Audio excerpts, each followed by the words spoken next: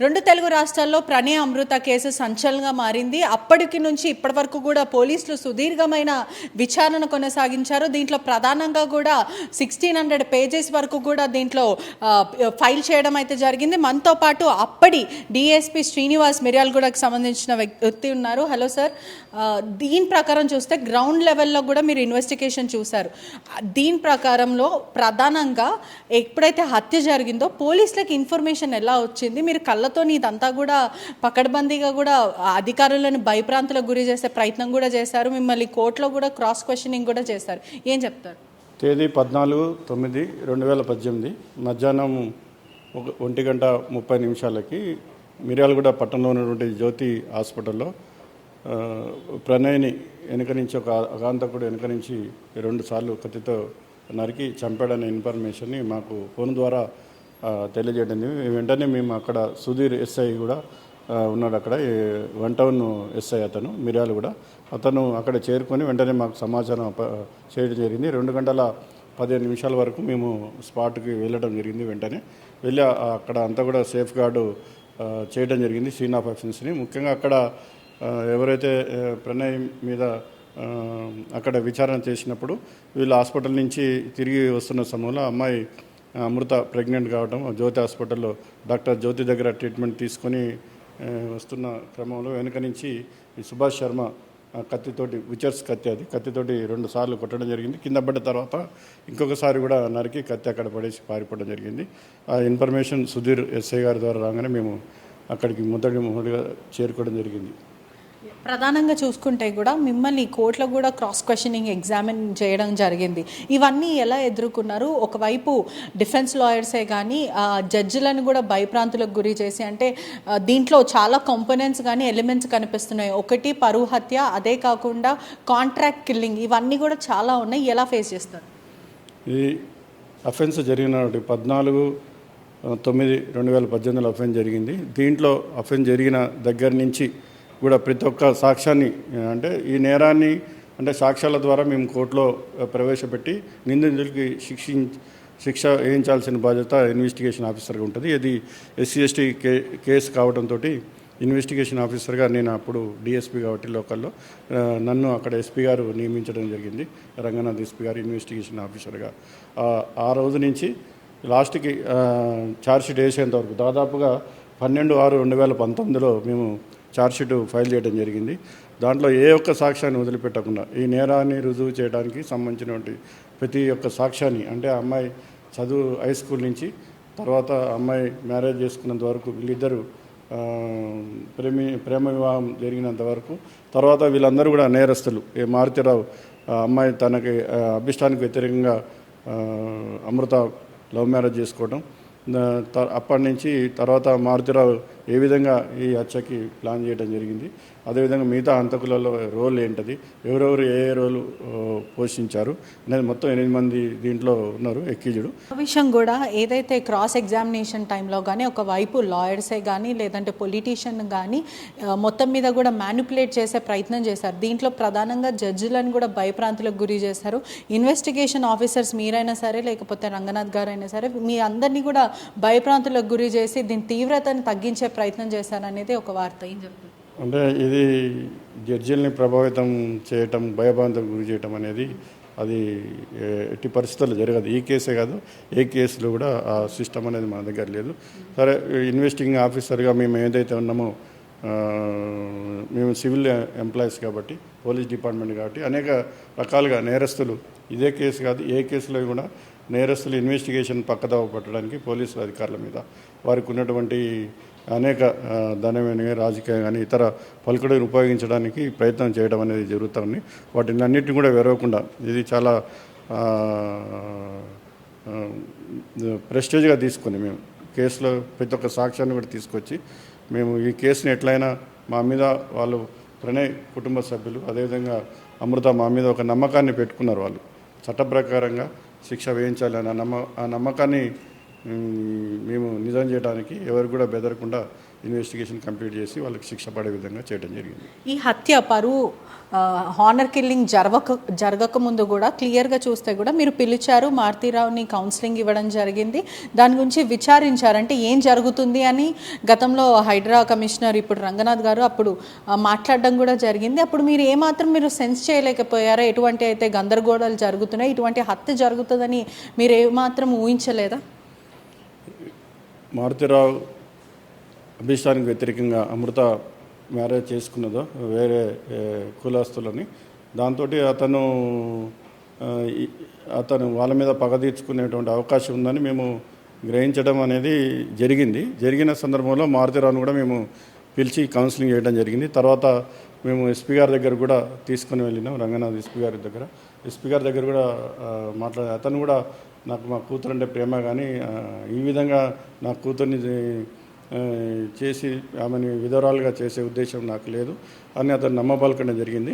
అయినప్పటికీ కూడా మేము చాలా రోజుల వరకు ప్రికాషనరీ చర్యలు తీసుకోవడం జరిగింది. వాళ్ళ రిసెప్షన్ కూడా అక్కడ మిర్యాలగూడలో చేసినప్పుడు దానికి సరైనటువంటి బందోబస్తు కూడా ఏర్పాటు చేసిన అనేక సందర్భాల్లో అతను పిలిచి మాట్లాడడం కూడా జరిగింది. అతను నేను ఏ విధమైనటువంటి కక్షపూరిత వైఖరి కానీ హింసా మార్గాన్ని కూడా నేను చేయను, నేను ఒక గౌరవప్రదమైనటువంటి రియల్ ఎస్టేట్ వ్యాపారిని అని చెప్పేసి అతన్ని నమ్మం పలకడం జరిగింది. అయినప్పటికీ చేయాల్సినటువంటి అన్ని జాగ్రత్తలు తీసుకున్నప్పుడు కూడా ఈ విధంగా అతను మారుతీరావు ఒక కక్షపూరితంగా మర్డర్ చేయించడం జరిగింది. ఈ కేసులో సీసీటీవీ ఫుటేజ్ అనేది కీలకంగా మారింది. ఆ ఫుటేజ్ చూస్తుంటే కూడా చాలా బ్లర్గా, అంటే పర్సన్ ఎవరో కూడా ఐడెంటిఫై చేసేలాగా లేదు. కానీ ఒక టెక్నికల్ ఎవిడెన్స్ ద్వారా కానీ లేక అనేక ఎవిడెన్స్ ద్వారా ఈ కేసుని ఎలా ఛేదించారు? ప్రస్తుతం కీలకమైన పాయింట్ ఏది అంటే మీకు మారుతీరావు పైన ఎప్పుడు అనుమానం వ్యక్తమైంది? ప్రణయ్ మర్డర్ అయిన తర్వాత ప్రణయ్ని చంపడానికి కారణము ఏది లేదు. అతను ఎందుకంటే చదువుకునే ఒక స్టూడెంట్, అతను అప్పుడే ఇంజనీరింగ్ అతనిది అయిపోయింది. అతన్ని చంపడానికి ఎటువంటి కారణం లేదు. అతను ఈ అమృతాన్ని వివాహం చేసుకోవడం వల్లనే అమృత కుటుంబ సభ్యులకే ఇది ఒక చంపే అవకాశం ఉంటుందని మేము ఎస్టాబ్లిష్ చేయడం. అమృత కూడా వెరీ క్లియర్గా చెప్పింది, ఆ అమ్మాయి కూడా ఈ మర్డర్ చేయడానికి కారణం మా నాన్న మారుతీరావు కూడా వెంటనే ఉరేయాలని ఆమె కూడా ఆ రోజు డిమాండ్ చేయడం జరిగింది. ఆమె చెప్పినటువంటి అంటే బాధితులు ఎవరైతే ఉన్నారో వాళ్ళు చెప్పిన సమాచారంతో మేము ఇన్వెస్టిగేషన్ చేసి వీళ్ళందరినీ కూడా 1 by 1 అరెస్ట్ చేయడం జరిగింది. ఈ కేసులో ప్రధానంగా వాళ్ళ పెద్దనాన్న కూడా ఉన్నారు. ఈ రోజు మాత్రం కోర్టు దగ్గర మాత్రం మాకు ఎటువంటి సంబంధం లేదంటూ వాళ్ళ తరపున కుటుంబ సభ్యులు చెప్తూ ఆందోళన వ్యక్తం చేస్తున్నారు. దాని గురించి ఏం చెప్తారు? చిన్నాన్న మారుతీరావు తమ్ముడు తిరునగరి శ్రావణ్ కుమార్ మాకు సంబంధం లేదు అని ఇప్పుడు చెప్తున్నారు వాళ్ళు. కానీ సాక్ష్యాధారాలు ఏదైతే మేము కలెక్ట్ చేసామో ఆ సాక్ష్యాలు అన్నీ కూడా ఇతనికి కూడా సంబంధం ఉంది. ఒక రాఘవ థియేటర్లో సినిమా చూస్తున్నారు ప్రణయ్ను అమృత. ఆ థియేటర్కి వెళ్ళి వాళ్ళని కొట్టి ఇంటికి కూడా తీసుకురావడం జరిగింది. అనేక సందర్భాల్లో మారుతీరావు తోటి ఇట్లా పెళ్లి చేసుకుంది మీ అమ్మాయి, దాంతో మన కుటుంబ పరువు పోతుంది అనేది అతన్ని ఇన్వెస్టిగేషన్ చేయడం జరిగింది. అంటే కాన్స్పరెన్సీలో భాగంగా అటం జరిగింది. సుభాష్ శర్మతో పాటు మరికొందరు నేరస్తులు కూడా ఉన్నారు, పూర్తిగా డేంజరస్ అని కూడా తెలుస్తుంది. వీళ్ళందరినీ కూడా ఇంటరాగేషన్ చేసే సమయంలో ఎటువంటివి వెల్లడించారు, ఏం చెప్పారు? ముఖ్యంగా సుభాష్ శర్మ, తర్వాత అబ్దుల్ బారీ, A4, A3 అస్గర్ అలీ, వీళ్ళందరూ కూడా నోటోరియస్. రాజమండ్రి జైల్లో ఉన్నప్పుడు ఈ సుభాష్ శర్మకి ఎవరైతే ఈ అటెంప్ట్ మర్డర్ చేశాడో అతనికి బారీకి పరిచయాలు ఏర్పడ్డాయి. ఆ పరిచయాలతోటి ఈ అస్గర్ వీళ్ళిద్దరిని కూడా మాట్లాడి ఈ హత్యకి మెయిన్గా పథకం వేయడం జరిగింది. ఆ పథకం ప్రకారం వీళ్ళందరూ కూడా ప్రణయ్ని మర్డర్ చేయడం జరిగింది. మరోవైపు కూడా ఇప్పుడు కింది స్థాయి కోర్టు ద్వారా వీళ్ళకైతే శిక్ష ఖరారు చేశారు. వీళ్ళు హైకోర్టు కానీ సుప్రీంకోర్టు కానీ లేకపోతే రాష్ట్రపతిని కూడా అప్పీలు చేసుకునే అవకాశాలు ఉన్నాయి. దీని ప్రకారం ఎలా కౌంటర్ చేస్తారు? అప్పీల్ చేసుకునే అధికారం వాళ్ళకు ఉన్నది. కానీ అప్పీల్కి వెళ్ళినప్పటికి కూడా పూర్తి సాక్ష్యాధారాలు అంటే దీంట్లో విట్నెస్లు రకరకాల తర్వాత టెక్నికల్ సాక్ష్యాలు అన్నీ ఉన్నాయి కాబట్టి ఆ అప్పీల్ వెళ్ళినా కూడా మన ప్రభుత్వం తరపున మేము కూడా అంటే మా పీపీ గారు కూడా ఉంటారు. ఈ ఏదైతే కింద కోర్టులో వేసినటువంటి శిక్ష ఏదైతే ఉందో SC/ST కోర్టు అదే కన్ఫర్మ్ అయ్యే విధంగా మేము పై కోర్టులో కూడా వాదించడం జరుగుతుంది. తెలంగాణ రాష్ట్ర ప్రభుత్వం దీన్ని చాలా ప్రెస్టేజ్గా ఈ కేసుని తీసుకుంది. ఏదైతే హానర్ కిల్లింగ్స్ అనేవి జరగకూడదు అంటూ పోలీసులు చేసిన కృషికి కూడా ఇప్పుడు అందరూ కూడా సూపర్ పోలీస్ అంటూ చెప్పుకొని వస్తున్నారు. చాలా ఛాలెంజింగ్ అనిపించిందా మీ కెరియర్లో ఇటువంటి కేసు? ఎటువంటివి ప్రోన్స్ అండ్ కాన్స్ కూడా ఉంటాయి ఖచ్చితంగా.